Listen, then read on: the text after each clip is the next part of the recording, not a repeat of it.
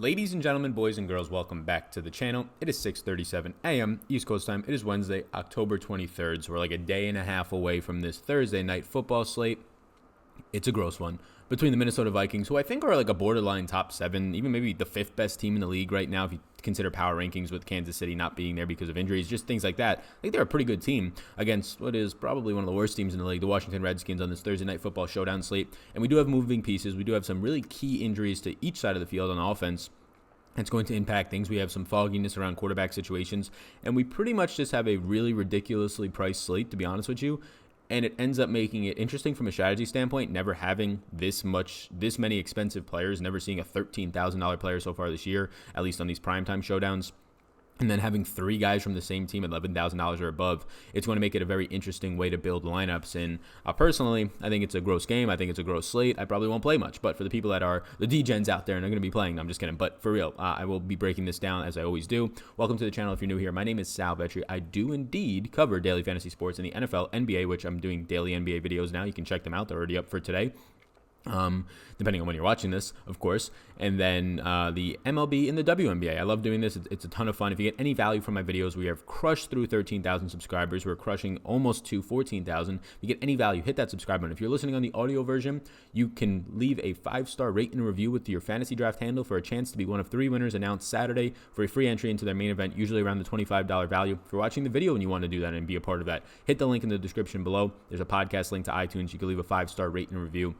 And really, I mean, like every week, only like 5 to 10 people do it. So you have a great chance of actually getting a free ticket. Takes probably like 30 seconds of your time. So I really do appreciate it. Helps me reach more people. In the description below, my exclusive content over on Patreon. I am now doing daily NBA projections as well. My models on there, projections in a bunch of sheets, as well as all my NFL content. Probably around 30 hours a week go onto Patreon compared to about 10 to 15 per week going onto YouTube. So there's a lot more out there if you like these videos. If you want to check out Patreon, it is linked down below. We have about a 260 something Patrons now, which is so cool. We have a whole community over there. I'll be doing a live stream tonight on Wednesday, so if you want to join that, it's Patreon exclusive. Follow me on Twitter at SalVetriDFS.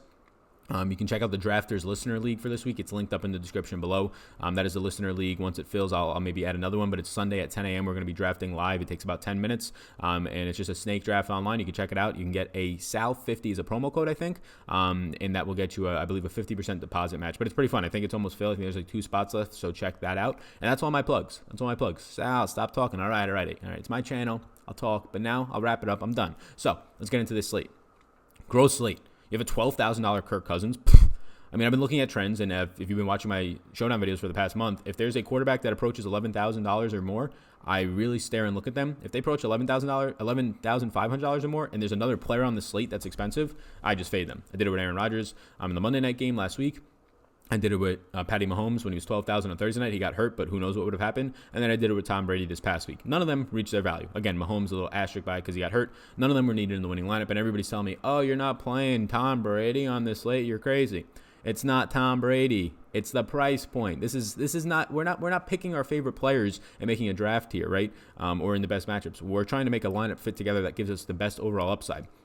Me playing a quarterback like Kirk Cousins today at 12 or Thursday, whenever you're watching this, at $12,000 when he has other players in the slate. I mean, other quarterbacks for $4,000 cheaper, other players in the slate that have a lot of upside for $3,000 cheaper, like Terry McLaurin, or even on his own team, like Steph Diggs for $1,000 cheaper. It's really hard for Kirk Cousins to get there. He's going to need to rush in a touchdown, if not 2, for $12,000 to be paid off, and then you not need something else of a combination in the winning lineup. So I kind of jumped the 8 ball there, but what we're getting for this slate is Adam Thielen, as of Tuesday, saying he didn't practice, and he keeps saying that he's optimistic he'll play. I really highly doubt Adam Thielen plays with the injury. They said that he's doubtful early on, and now he's not practicing, but he's the only one having optimism. So obviously you're going to have optimism if you're him, but I doubt he plays. Adrian Peterson is diagnosed with high ankle sprains. Like 2 of them, and for some reason he just comes out and says I'm fine. Like he continues to say that he's fine. Like running backs on high ankle sprains, I get it. AP came back from an ACL so quick and had like one of his best seasons.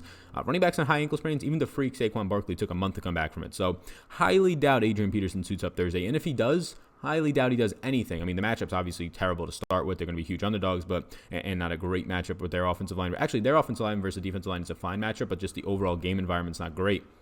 but I doubt he plays. So those are the main injury news. I mean, we can talk about some more on the defensive sides of the ball, but the main things are that, yeah, Adam Thielen and AP are probably doubtful for this game. They both continue to say that they're going to be playing. Wednesday's injury report should tell us that, but these guys are dealing with injuries that take weeks to recover from. I mean, AP definitely weeks, Adam Thielen at least a week, and he's going to try and do it in 4 days. Does not seem smart to do in a game where you probably don't need him.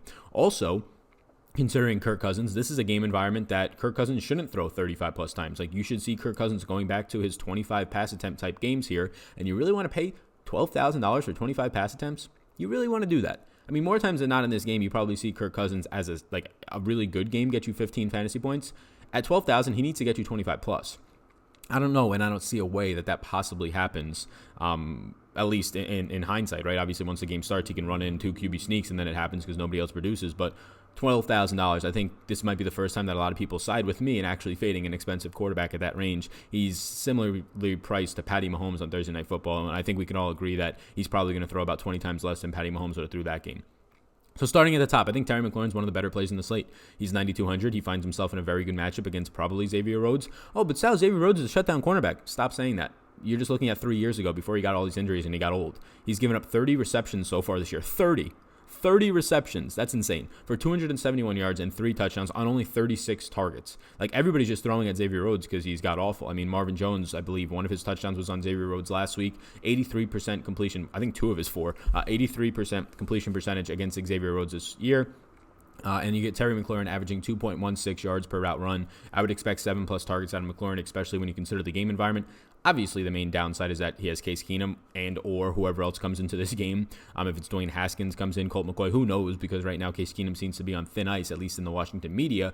But McLaurin at 9,200 is the one bright spot. And honestly, the Washington receivers stink. They stink. The last time I said this, I forget his name, but Taylor Gabriel ended up scoring like 3 tutties and a half or something. So maybe this is the time to play Trey Quinn and or Paul Richardson. But look, I want to make Paul Richardson, who's a maybe right now, I want to make him a yes at 5,000 because I think he has upside down the field. He'll be facing Trey Waynes, who Trey Waynes has given up 33 receptions for 323 yards and 3 touchdowns. Absolutely torched last week, left and right, whenever Marvin Jones was on him. So, like, these are really good matchups. Like, these cornerbacks are not good. These are really good matchups on the outside for both McLaurin and Paul Richardson. Even in the slot for a guy like Trey Quinn, it's a good matchup. Like, he's going to get to face Alexander, who, in a very short amount of time filling in so far this year, has not played a lot of snaps, but he's given up 106 yards and 11 catches on 16 targets. It's an appealing price point at $3,600 for Trey Quinn. But here's the fact of the matter. Like, Trey Quinn, yes, he's cheap, so you can get to him if you want, but 0.79 yards per route run, that's disgusting. And then even worse is Paul Richardson, who plays on the outside. So, like, Trey Quinn, a short slot receiver, so yeah, sure, okay, his catches are going to be less. Paul Richardson, 0.78 yards per route run. He's just not getting separation. He's not getting a ton of targets. These are guys who are at very good price points. That's the only reason I have slight interest. They're not yeses. So if you're listening on the audio version, hope those ears are doing well. Terry McLaurin's a yes for me right now. The other Washington receivers, Trey Quinn at $3,600. He's priced right around the kickers, if not cheaper than one of the kickers in Dan Bailey. He's a maybe for me. Like, what is your upside in Trey Quinn? Your upside in Trey Quinn is like 4 receptions for 40 yards, so that's 8 fantasy points, which is probably what one of these kickers gets you. Obviously, he has more upside, though. Well, your median is probably like 4 for 40. His obviously more upside comes if he scores a touchdown, so I do prefer Trey Quinn over the kickers, mainly because I think his median projection is similar to the kickers, like 3 catches for 30 yards, 6 points, right around what the kickers are going to score, 6 or 7 they'll project out for. But you obviously have the upside of Trey Quinn kicking or getting a touchdown. You have the upside of the kickers kicking 2 50-yard field goals, of course, but I think him falling into the end zone for a touchdown is more likely than a kicker getting 14, 15 points. I could be wrong there, but I think so for the skill position. And then Paul Richardson has just been terrible, but the matchup's really good, and we saw what Marvin Jones did last week. My next yes is Busy Johnson. Busy Johnson. So this is assuming that you get no Adam Thielen. And the way that the Vikings play this year, and I don't have a ton. Maybe I should put Busy Johnson as an X, but I literally have 4 guys as Ys in terms of having them as a yes right now. That's how gross this slate is. But Busy Johnson, 6,200. He's priced up, I'll tell you that much. He's very expensive, but when you factor in that Stephon Diggs is hard to get to at $11K, Dalvin Cook's $13K, Cousins is $12K, and then Terry McLaurin's 9,200. Like, those are some of the better plays on the slate. Not Cousins, but Diggs, Cook, and Terry McLaurin. Busy Johnson then relatively becomes a cheaper play for a guy who is going to take on the Adam Thielen role. Like, Adam Thielen's a guy who plays on the outside and then moves into the slot. They move him around, a lot of versatility. You'll see that out of Busy Johnson. Busy Johnson last week played by far the second most snaps on the team, and this is what the Washington or the Minnesota Vikings do. They just play 2 wide receivers. Like, you'll have a third wide receiver, so Laquan Treadwell maybe in this game. So for people that want to play him, he'll probably only come on the field for like 25 to 30% of the snaps. 25 or 30% of the snaps is for more times than not is going to lead to him running like 8 to 10 routes. So that's not much upside in my opinion in Laquan Treadwell, especially when the game environment and game flow says just run the ball a ton with 2 tight ends, Irv Smith Jr. and Kyle Rudolph, and go from there. So Busy Johnson at 6,200. He's a yes right now, but just relative to the slate. 10 out of his 25 routes came out of the slot. He'll likely face Mareu or Fabian Mareu, who so far this year has been a very below average cornerback. Yes, I like Busy Johnson. I wish the price point was $1,000 cheaper. He scores a touchdown. I think that kind of boosts up his price point. I think I'm going to put Busy Johnson as a maybe, honestly, because it's just that this price point is it's not tough to get to at 6,200, but it's higher than I would like. But that being said, like your only other passing game option, in my opinion, for wide receivers is Stephon Diggs, and he's almost double the price point, $11K. Wendell Smallwood's actually a yes for me. Look, he's $1,800. There's likely going to be no Thompson still. You have a banged up Adrian Peterson that continues to say he's going to play, but he has like 2 graded high ankle sprains. Like I don't know what they're doing with that. Washington has a top 5 run blocking advantage this week. So believe it or not, their offensive line actually has the advantage over Minnesota's defensive line in terms of generating a push based on Pro Football Focus. It's a good price point for him. You have some passing game upside as well out of Smallwood. He would be the primary pass catching back, in my opinion, coming out of the backfield with no Thompson, even if AP does play. Look, he's $1,800. You're hoping that he catches like 3 balls for 20 yards and he picks up like 40 yards on the ground, and he's sitting there for like 8 to 9 fantasy points for you, and he's half the price of these kickers, and that's enough to make it work. And then if there's no Adrian Peterson, he's going to be the lead back. Now that lead back might only lead to like 6 to 8 carries against his team more times than not, but it should lead to like 3 to 4 targets. So 1,800 Smallwood makes a lot of sense, especially on a slate where the next guy up, Dalvin Cook, is $13,000. Like if you want to play Dalvin Cook tonight, and you probably can't play him in the captain spot because he's just so damn expensive. I want to play Dalvin Cook. I mean, he's $13,000. I do want to play him. Like the whole idea about fading players who are very expensive is all game theory related. Like fading Kirk Cousins because he's $12,000 is because I don't think he can get me 25 fantasy points, and that's probably what he needs to pay it off. Dalvin Cook at $13,000, I think he can get me 25 fantasy points, and on this slate, that's probably when he needs to pay it off, and I have a very good feeling that he can do that. So $13,000, obviously a very steep price point, but when you have a legitimate running back play today in Wendell Smallwood at $1,800, it makes it a little bit easier. I don't want Dalvin Cook in the captain. I don't even know how you make a lineup after that. With Dalvin Cook flex, with the Wendell Smallwood flex, with the Terry McLaurin flex, and now you're starting to add some things up, right?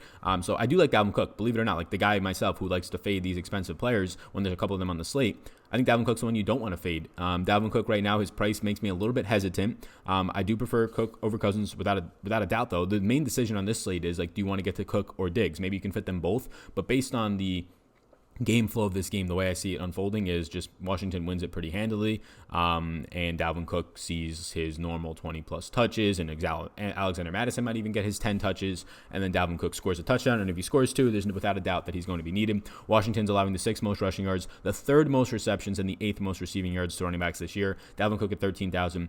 I hope it gets a lot of people off of him. But on a slate where you have 3 expensive price guys, 1 somewhat expensive price guy in McLaurin, and then a bunch of like middling to cheap options, yeah, I like Dalvin Cook. You probably have to play kicker. You probably have to play Wendell Smallwood. It doesn't look great. It looks pretty gross, but by far, I think he has the best advantage of getting to 25 points over a Diggs, who probably would have to get you to 20, and Kirk Cousins, who would probably have to get you to 23 to 25. To pay off their salary, and not even just pay it off, but be needed to win. We talked about Trey Quinn. We talked about Paul Richardson. I think I like Paul Richardson. Look, they both have very good matchups. I think I like Paul Richardson a little bit better. He's $1,400 more expensive, but he's going to be playing on the outside. Like Trey Quinn, if he doesn't score you a touchdown, he's probably not needed in the winning lineup. The upside for both of these guys is obviously their matchups, their price points, and the fact that their team should be playing from behind. The downsides is that both of them stink at getting separation, and their quarterback stinks as well, so it might not actually matter that they have good matchups and a good price point. I do prefer Paul Richardson slightly just because of his upside down the field. So, I mean, if he sees his 5 targets, 6 targets in this game, they're going to be at least, 10-plus yards down the field, maybe a deep shot or 2 downfield, whereas Trey Quinn's are all going to be about 8 yards.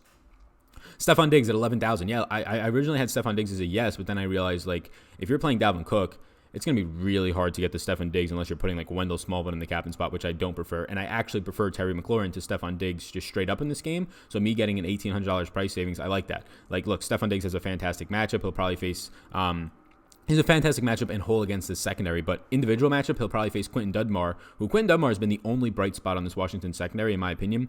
So far through 5 games, he's only allowed 17 receptions for 194 yards. That's very good.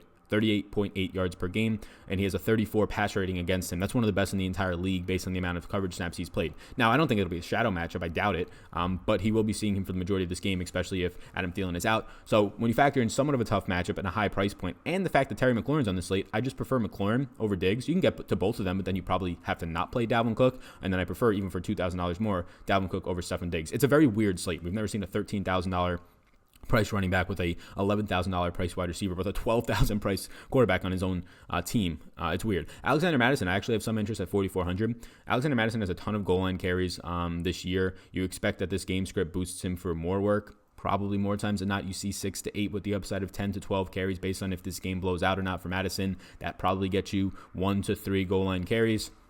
At $4,400, he's priced very close to these kickers, $400 more than Dan Bailey. At the end of the day, you're relying on a touchdown. Like Madison can run eight times for 50 yards and have a great game in terms of like yards per carry and effectiveness and efficiency, but that's 5 fantasy points. That doesn't do anything for you. You need touchdowns, so he's not a no for me because I think he actually sees a decent amount of volume, and he has been even when the games are close. He still sees like 6 carries, but it's a spot where you need touchdowns, and I think he has touchdown upside relative to his like 15 goal line carries this year, but he's not a yes by any means. I have both kickers as a maybe, and I'll say the same thing for the people who can't see, who are listening on the audio version. Kickers are fine. Just play one. You don't want to play both. You're limiting your upside. In this matchup, you get $1,000 savings if you go to Dustin Hopkins. You obviously have the better upside kicker. If you're looking at just Vegas odds for more points, their over-under on player props is going to be Dan Bailey. But that's really just the difference of if you're kicking a 50-yard field goal instead of a 48-yard field goal, and now Dustin Hopkins is the guy who outscores him. So if you need that extra $1,000 on a slate where, yes, Dalvin Cook is ridiculously priced at $13K, I have no worries going down to Dustin Hopkins at 3,000. Just know that Dan Bailey, like more times than not, will outscore him, but you're doing it for the pricing. Redskins defense is only 2,200. Look, I have both defenses as a maybe on this slate. $6,800 Vikings.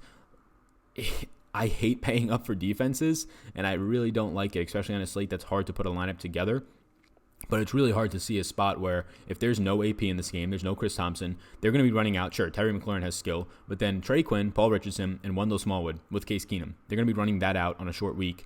Look, it might sound better than it actually is. It's pretty bad. Like Paul Richardson and Trey Quinn have been having really bad seasons. $6,800 is a steep price point. Like I'd rather have. So I guess the question is, do you rather have Busy Johnson or Vikings defense in that range? And that's a toss-up for me. Like, I think I'd rather have Busy Johnson because we know that he has just more upside in terms of touchdowns, but is that true? Like, do the Vikings actually have better upside in this game for touchdowns in terms of pick sixes or whatever it might be? So that's something that I'll have to weigh in terms of, do I want to pay $600 more for Busy Johnson or $600 more for Vikings defense? Probably not. The crazy thing is that the Vikings defense are $6,800. The Redskins defense is $2,200. $4,600 difference. I think you could take a stab at that. Look, it's $2,200, and if they have a pump block for a touchdown, they're probably going to score double-digit fantasy points, and that's all you need. And that's a very good score for $2,200. So when you're relating the Redskins defense to these kickers, I think I prefer the Redskins defense. $1,800 savings from the Redskins defense to Dan Bailey for probably similar upside, to be honest with you. Look, I'm not saying the Redskins defense is good. Once again, I can care less what the player's name says. I'm looking at, and player name for this is Redskins defense, I'm looking at the salary of $2,200 for a defense that, even if they're down, the downside here is clearly that Kirk Cousins throws 18 times in this game, and he's very much game manager, and there's 35 rush attempts, and it's very hard to cause fumbles compared to sacks and interceptions, right? And you really much rather have Kirk Cousins throwing the ball more, so that's why they're priced cheaper. Like, I understand why the Redskins are so cheap. Is there's a really good chance Kirk Cousins can, like he did week 1, throw 10 times. He could throw 18 times, 15 times in this game, and you literally have no chances of scoring on a pick six or a sack fumble recovery. So then you're really hoping that Dalvin Cook fumbles, and more times than not, a fumble for a return is very rare, and then you're really banking on the special teams to do something. But at $2,200, I think it's worth a flyer. I do prefer Wendell Smallwood for $400 cheaper, so I don't actually think you have to get there, but I think it's an interesting price point. That's about it for my interest. I have 12 players right now listed here. Look, I know people are going to want to go, oh, but Sal, Laquan Treadwell. Look, this team's not going to throw a lot. We just mentioned how Kirk Cousins might throw 25 times at most in this game. Laquan Treadwell has played just 10 snaps last week, even after Thielen got hurt. This team only really runs 2 wide receivers. The wide receiver 3, whether it was Chad Beebe earlier in the year before he got hurt, or Busy Johnson for the most part of this year before Adam Thielen got hurt last week, usually plays about 30% of the snaps. Minnesota goes very 2 tight end heavy with Kyle Rudolph and Irv Smith Jr., which leads them to only having 2 wide receivers on the outside, usually Thielen and Diggs. But now if Thielen's out, it's going to be Diggs and Busy Johnson. No real interesting treble. We talked about Kirk Cousins' price point. You have a $12,000 quarterback with realistic upsides in this game of like 26 pass attempts, and he has no wide receiver one in Thielen, and his other wide receivers 11K, and his running backs 13K. Yeah, no thank you. Case Keenum's $8,000. Look, I don't even know if he plays this whole game. Like if Case Keenum struggles in the first quarter and a half, you're probably going to see Case Keenum pulled again for a guy like Colt McCoy or Dwayne Haskins. No, I do not have interest in Colt McCoy or Dwayne Haskins. I'm not banking on that. Even if you bank on it in case Keenum gets pulled at the half, you really think Dwayne Haskins is going to come in and score? I don't know, even at low ownership, doesn't matter. He's going to score like 15 plus fantasy points and a half, or Colt McCoy's going to do that? No, they're not going to do that. So no interest in them. Adrian Peterson, I don't even think he plays, but I don't even want him at the price point. Kyle Rudolph, he's priced up here, and so is Irv Smith Jr. for their actual roles. Like Kyle Rudolph finally got involved last week on the least snaps of the year, but before that he hasn't been doing nothing. And again, I expect these guys to be primarily blocking first this game, especially Irv Smith. Don't have interest in those tight ends. Chris Thompson likely will miss with turf toe again. Vernon Davis and Jeremy Sprinkle. If Vernon Davis plays on a short week, he's been battling, I think, the concussion protocol, then Jeremy Sprinkle is just not worth playing. If Vernon Davis is out, $3,400 Jeremy Sprinkle. I still prefer Wendell Smallwood. I still prefer the kickers over him. Like, look, he's been running 15 routes per week with Vernon Davis on average with Vernon Davis out, and he's been doing nothing except maybe he'll catch 2 balls for 18 yards. If Vernon Davis is out, you need Jeremy Sprinkle to score a touchdown and then some. Like one catch for 10 yards and a touchdown for him from 8 points at 3,400 is pretty much what a kicker will score, so there's no real upside there. You need him to do more than just score a touchdown. And I don't even want to rely on a guy to just score a touchdown, so I don't really have interest in Sprinkle. So that's it. I have 12 players. Hey, take a second, and if you could hit the subscribe button, that helps me out. Really helps me out. Thank you. I appreciate it. And check out my Twitter at SalVetriDFS. Check out my exclusive content down below. I will have tiers for this Thursday night football slate out on Thursday afternoon. Appreciate you tuning in. You can check out more of my content, the audio version of this. If you ever want to listen, you're in a bind, you're driving in the car. If you are listening on the audio version, now that you're still here, if you could just take an extra 30 seconds to a minute and just 5-star rate review very quick on iTunes if you're listening on there. Subscribe and follow the podcast wherever you're listening. And if you can leave a review, the reviews are the thing that help out the most. You will be entered into a raffle for a free fantasy draft ticket for this Sunday. I will announce that on Saturday. Thank you so much for tuning in. My name's Sal. You already know that. Peace out, gang. Thanks for tuning in, and I hope you enjoyed that video. Above my head, if you're not already subscribed to this channel, I do ask you if you can please hit that subscribe button. It helps me out a good amount to reach more people. You can also follow me on Twitter. That's over there. Right in the corner is my @SalVetriDFS Twitter. And then above, you'll find my Patreon link. You can click on that if you want more exclusive content for me. Or a video is going to pop up, so why don't you check that one out as well. I think it's going to be beneficial for you. Thank you so much again for tuning in, and I hope you have a fantastic rest of your day.